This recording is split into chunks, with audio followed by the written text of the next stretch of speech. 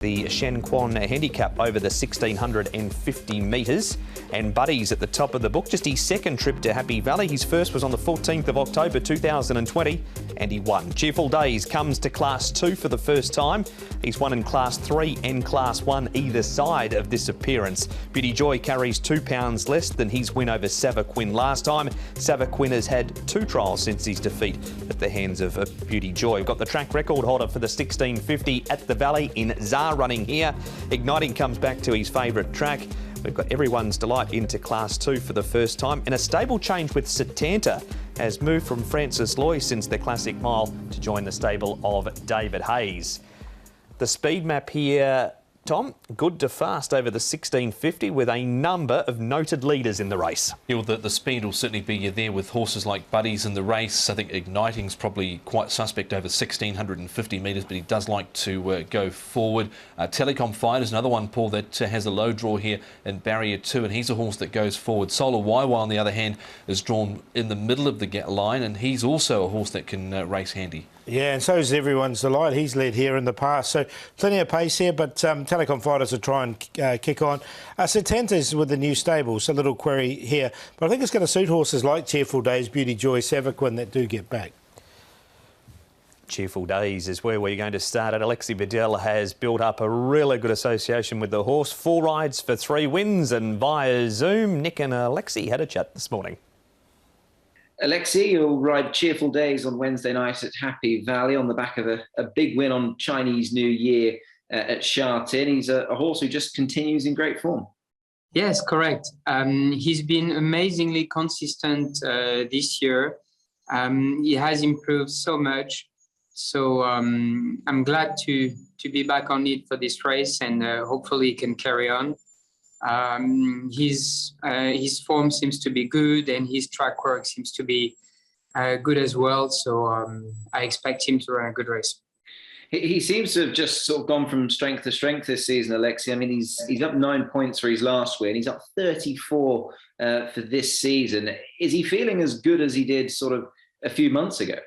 I think the key on this horse, it's to get him to relax. I think as soon as we understood that this horse needs to be relaxed the first part of the race, we stopped using it too much early stage, and then he settled and he just changed like so quickly. He's been so consistent and so efficient after this after we found this tactic. So I think the key is to get him to relax, and after that is just a big very good horse and good turn of foot. He's a 4-time course and distance winner, Alexi, and that run last time at Sha Tin. Now, the form hasn't worked out too badly because the horse that you beat was California Deep Shot. He's subsequently run 5th behind you on the weekend in a Group 1 behind Wellington. So the form's there, and he comes back to his favourite course and distance as well now. Yes, and that's correct. And everything indicates that the pace in that race should be okay, which is good from a wide gate. I hope I have every chances to finish up the race. Anyway, he's been in very good form. He has beaten in-form horses as well, as you said. So I can't see any reason why he shouldn't carry on. Should he win, he will level it with Far as far as points go in the DBS and Manulife Challenge. Great for the owners with this horse who's had such a great campaign. They might be able to win a little bonus as well come Wednesday night. Yes, correct. That's all I wish to the owners and the connections. You know, well, my job is to keep winning races no matter what. So it's a little bit on perspective away from my mind, but it would be great if I can help them to achieve something like this. And just finally, Alexi, obviously reflecting on the weekend, Wellington provided you and Richard with another Group 1 success. He was very, very good. Just reflecting on that win, I mean, it must have gave you a real sense of pride to be able to win another Group 1 on him. Yes, that's correct. I'm very proud. I'm very happy for Richard. He's been doing everything to maintain the horse sound and healthy. We've had to be very patient this season.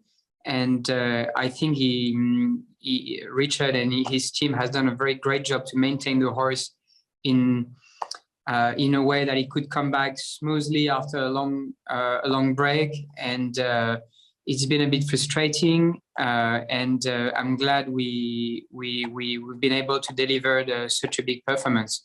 And that's just fantastic. And he gave me a very nice feel. And hopefully we can carry on.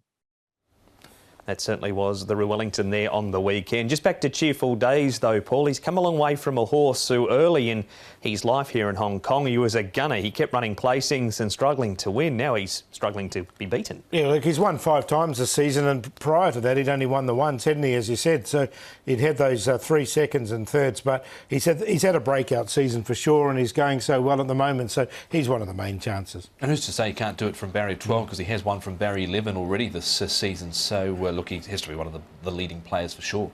And we did see in the speed map he's likely going to get the run to suit. Now we're going to pick this race up, Tom, from the start. We've got Beauty Joy, Savaquin, Telecom Fighters, Solar YY, Sunny Star and Zar.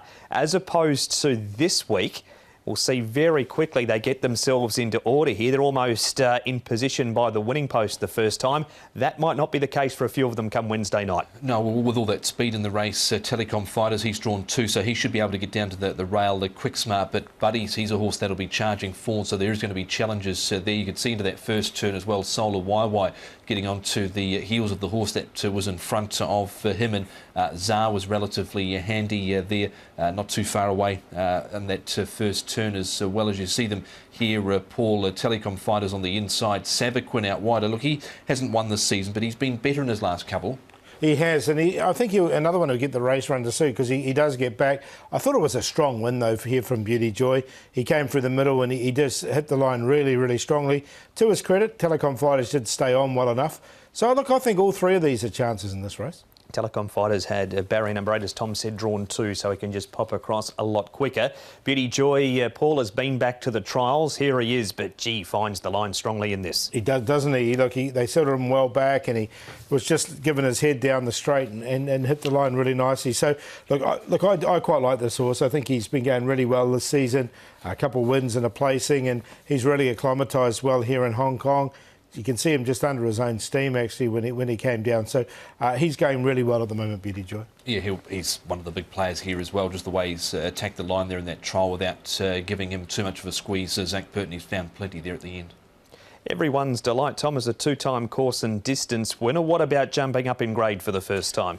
Yeah, well, it's just sort of where he ends up in the run potentially. He's got a low barrier draw, but there's a lot of alternate speed around him. He's a horse that likes to sit handy. He hit the front here, but was knocked over late by Invincible Missile, who was able to collar him. I didn't quite get him in, Paul, down on the minimum of 113. Yeah, I agree. Yeah, look, the weight's going to help him and he'll be in the right position, but this is a lot stronger race. We're going back 2 starts here for Setanta, Paul. He's since been beaten 5.5 lengths in the Classic Mile because he does race rival Roman Turbo in this replay. Yeah, so 1650, this is a 1400 metre race. Look, he's drawn inside. He'll let the pace go. I think he hasn't got that early speed. New stable. Look, jury's out for me just with the new stable to see how he's going to go. But look at the... He keeps improving.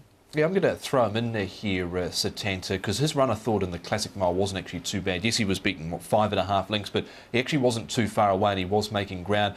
Roman Turbo, that was better from him, but he's put in another average run since. That was 1400, that replay, 1650 this week, and obviously the Classic Mile over 1600 metres. Beauty Joy for you, Paul. Yeah, I like Beauty Joy. I think he's quite progressive. The trial was first class, and it was a good win from him last time. Cheerful Days, the toughest one to beat. I both think they'll get the race run to suit, along with Savaquin, who gets back. And look, if he does get a bit of respite in front, I think Telecom Fighters can be there for a long period of the race. 3-2-5-4. 2, 3, 12 and 5 I've gone with here. Cheerful Days on top to add another win to his repertoire this season. Beauty Joy has to be the main danger. Setanta, he's at an okay price at the moment, 8.9. I think he'll stretch out a little further than that in terms of the market at this point. And Savaquin up £21. He raced next to a Beauty Joy in the run and was only headed over the last 150. 2 recent Chungfa trials under his belt. 2, 3, 12 and 5.